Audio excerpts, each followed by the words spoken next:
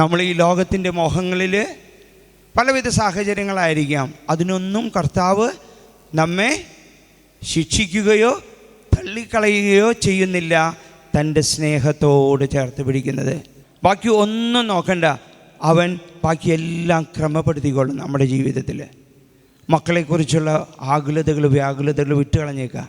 ജീവിത പങ്കാളിയോട് ഒപ്പമായിരുന്ന സമയത്ത് കിട്ടാതെ പോയ സ്നേഹമോ മുറിവുകളോ ഒന്നും നോക്കണ്ട. നമ്മൾ ഇന്ന് അനുഭവപ്പെടുന്ന പല പ്രയാസങ്ങൾ ബുദ്ധിമുട്ടുകളുണ്ട്. സാമ്പത്തികമായ ബുദ്ധിമുട്ടുകൾ, അല്ലെങ്കിൽ നമ്മുടെ സാഹചര്യങ്ങളിലുള്ളത്, മറ്റുള്ളവർ അംഗീകരിക്കാത്തത്, നമ്മളെ തഴഞ്ഞ് കളയുന്ന എല്ലാ അവസ്ഥകളുണ്ടും. ഓർത്തിരിക്കുക, മണവാളൻ്റെ തോളിലാണ് നമ്മൾ. അവനോട് ചേർന്ന് നിൽക്കുക. നമ്മുടെ ജീവിതങ്ങൾ അവിടുന്ന് അവൻ്റെ മഹത്വത്തിലേക്ക് നമ്മെ നയിക്കും.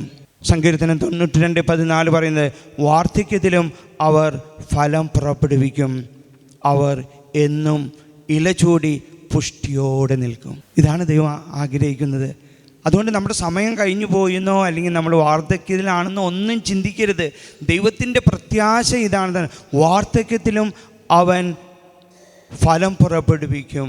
മണവാളനോട് കൂടെ നിന്നാൽ വാർദ്ധക്യത്തിലും അവൻ ഫലം പുറപ്പെടുവിക്കും, അവൻ എന്നും ഇലചൂടി പുഷ്ടിയോടെ നിൽക്കും. ആ വിശ്വാസത്തിലോട്ട് നമ്മൾ കടന്നു വരണം. നമ്മൾ വിശുദ്ധ സുവിശേഷത്തിൽ, ലൂക്കായുടെ സുവിശേഷം 2-ാം അധ്യായത്തിൽ കാണുന്നുണ്ട്, ഒരു വിധവയായ വാർദ്ധക്യത്തിലുള്ള ഒരു പ്രവാചികയെ. ആരാണത്? അന്ന. 7 വർഷക്കാലമേ അവൾ തൻ്റെ ഭർത്താവിനോട് കൂടെ ആയിരുന്നുള്ളൂ. നമ്മളൊക്കെ വിചാരിക്കും എല്ലാം പോയിന്ന്. അവൾ 84 വയസ്സ് വരെ ദേവാലയത്തിൽ ഉപവാസത്തിലും പ്രാർത്ഥനയിലുമായിരുന്നു. അതുകൊണ്ട് തന്നെ അവൾ 84 വയസ്സ് വരെ ആ വിശ്വസ്തതയിൽ ജീവിച്ചപ്പോൾ അവൾക്ക് യേശുവിനെ, രക്ഷകനെ തൻ്റെ കണ്ണുകൾ കൊണ്ട് കാണാൻ സാധിച്ചു. ഇന്നും പരിശുദ്ധ കുർബാനയിൽ നമ്മുടെ കണ്ണുകളെല്ലാം തുറക്കപ്പെടണം. പരിശുദ്ധ കുർബാന യേശുവിനോടൊപ്പമുള്ള ഒരു യാത്രയാണ്. അവൻ്റെ രക്ഷാകര രഹസ്യങ്ങളിൽ പങ്കുചേരുന്നതാണ്.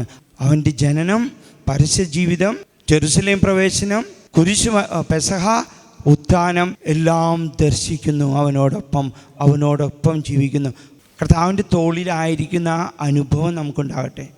ആഗ്രഹിച്ച് പ്രാർത്ഥിക്കുക, എല്ലാം നമുക്ക് തരും.